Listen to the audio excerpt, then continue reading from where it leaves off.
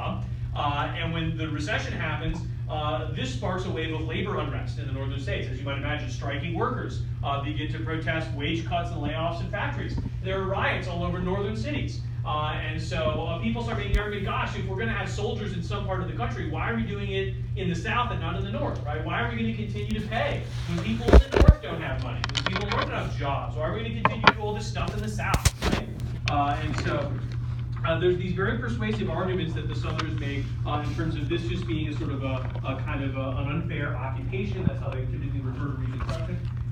There's also the tragedy of it all is that Grant tries as hard as he can to sort of forestall all of this. He understands as time goes on, elections happen, his margin of victory in Congress, the number of Republicans that get elected is smaller, the number of Republicans that support Reconstruction is less all the time. You have less and less and less you can work with, right? The glory days of Abraham Lincoln enjoying an 80 seat majority in the House of Representatives is long gone, right?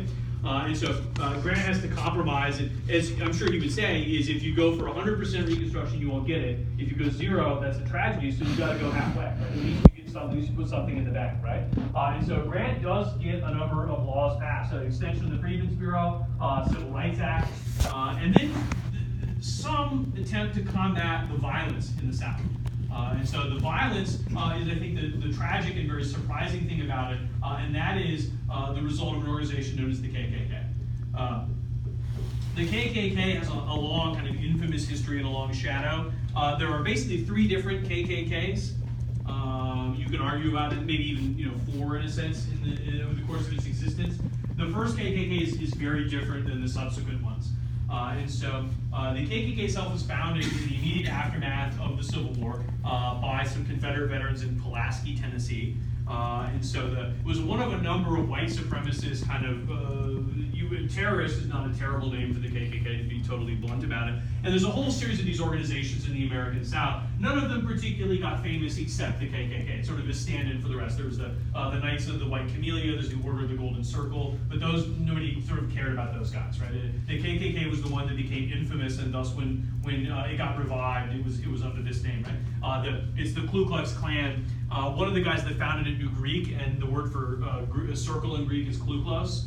So they just named it that, the Ku Klux Klan. It sounds neat, right? He spelled it wrong because it's not spelled with a K, in Greek it's spelled with a C, or whatever. And it literally doesn't mean anything, it just sounds neat. They're like, hey, Phil, we need a good name for the thing. And we're like, I have a Greek dictionary, I'll find a good word, and he did. And then you change it to K, and then it's the Ku Klux Klan, so it's got KKK. It sounds nice alliteration.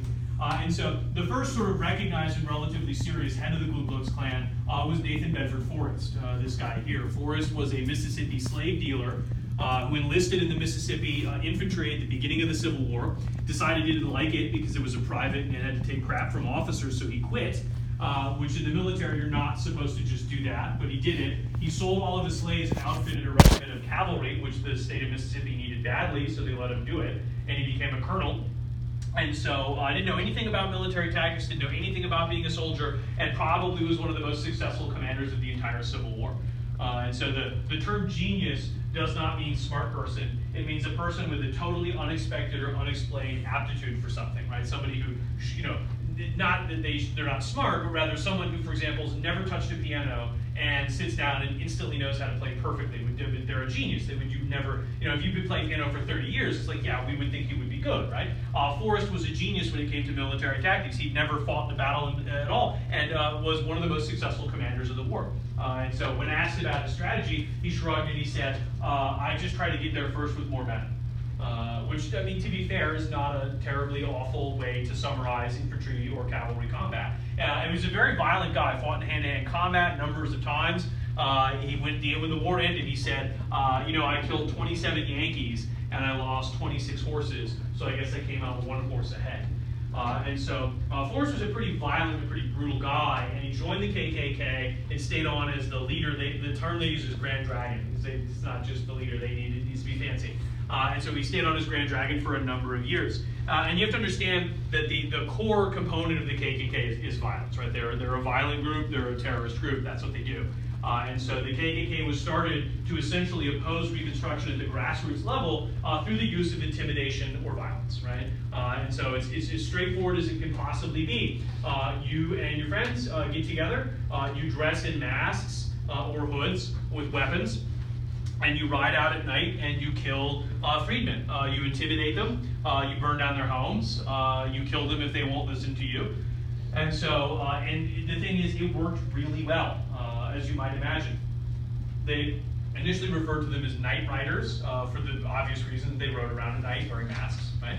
And so the KKK became, as you might imagine, a serious problem, and there was this sort of total lack of attention paid to it in the North. It was viewed as simply a kind of just a, whatever, not our problem kind of a thing, which is a kind of a terrible, sort of awful, grim tragedy. There's a great picture that shows, let's call it Hearth and Home, and it's a northern family, and they're sitting down to dinner, and there's this, sort of a nice little farmhouse.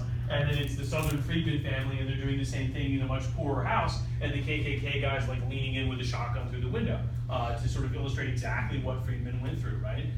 And so, as you might imagine, they were terribly effective. A particularly effective way to get someone to do what you want is to stick a gun in their face, to burn down their home, or to threaten their family. And so Grant tried to stop it as much as you could. He got the government to pass 3 federal laws. There were 2 Force Acts. Force Act 1 and Force Act 2, and there was a KKK Act that made membership in the KKK illegal and banned it. And so the problem is, as the Grant administration goes on, less and less money is available to do anything about this stuff, right? And so the federal government is still passing, during Grant's first term, the 15th Amendment that guarantees free people the right to vote. But on the other hand, these amendments matter if you enforce them, right? These amendments matter if you go out into the South and actually do something about it. And by Grant's second term, the sort of the willpower or the political will to go into the South, to catch KKK members, to punish them, is basically going away. And the freedmen were not dumb, they knew it. They understood that if the Army pulled out and the Freedmen's Bureau walked away, they would be at the mercy of their former employers or former Confederate veterans, right? You can see, here's the political cartoon that illustrates the thing. Here's the ballot box, right?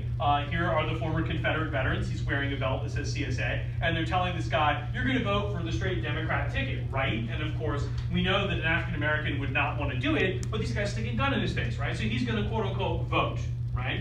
And you can see they're dragging another black guy in off the street right there, right? And so if you can't protect free people, this is what's going to happen, right? The KKK is going to do what they want. And notice, by the way, this is a good northern political cartoon. So next to the ballot box, you've got the gun, and also a bottle to illustrate that these are probably drunks too, right? A lot of non-northerners are in favor of banning alcohol, and of course the implication here is that these are evil, drunk Confederate veterans, right? Of course they are. And so this was sort of not an unknown thing, and it kind of happened anyway, right? So the KKK has been called, with I think some justification, the most successful terrorist group in history. Certainly the most successful domestic terrorist group in history. They kill probably thousands of people. They kill, as it turns out, white people who support Reconstruction. They kill Republican politicians. They kill freed people. They kill people that will employ freed people on fair terms. And this tremendous sort of wave of violence sweeps the South in the late 1860s and early 1870s. And so this sort of is the process that the Southern states go through we call redemption. Redemption is the term often employed by the Confederates themselves, the former Confederates, to talk about this process whereby they essentially get the state back, right? They sort of get the state back the way that they think it should be.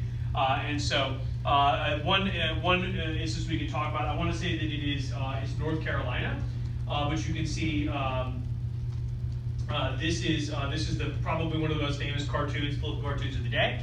Here you can see the guys from Ohio and the donkey with the KKK.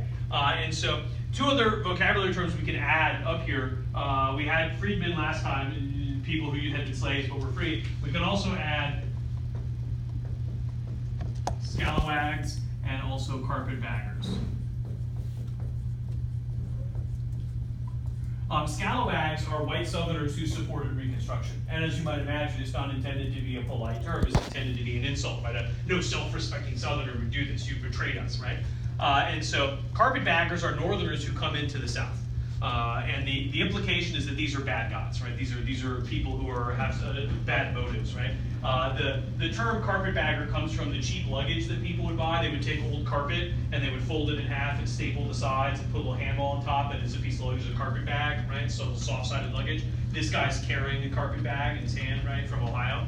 And so what do the Southerners mean when they want to say carpetbagger? Well, they mean like, you know when there's a hurricane and some guy will buy up all the bottled water and drive to where the hurricane is and sell the bottled water for like $10 a bottle, and he's taking huge advantage of people who've had a terrible thing happen to them, and he's a sort of a horrible gouger, awful person exploiting people. That's what the Southerners want you to say. Here, the Civil War ended, we got totally screwed, South is in ruins, nobody has a job, and here come the Northerners to just screw us over, right? And so are some Northerners out for doing this after the Civil War? Of course there are some, right? People, they come and they say, oh, that's a nice farm that you have.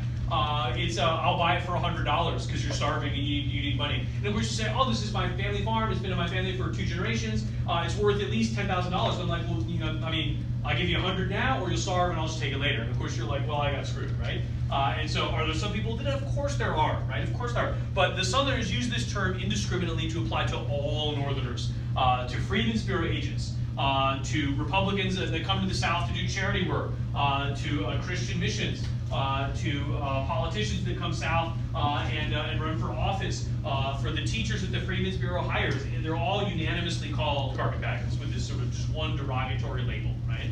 And so there are a lot of, surprisingly, in the post-Civil War South, a lot of Union soldiers who don't really have anything keeping them up north. They come into the South and they say, hey, you know, we blew this place up. We should help rebuild it, right? I mean, I could get a cheap piece of land.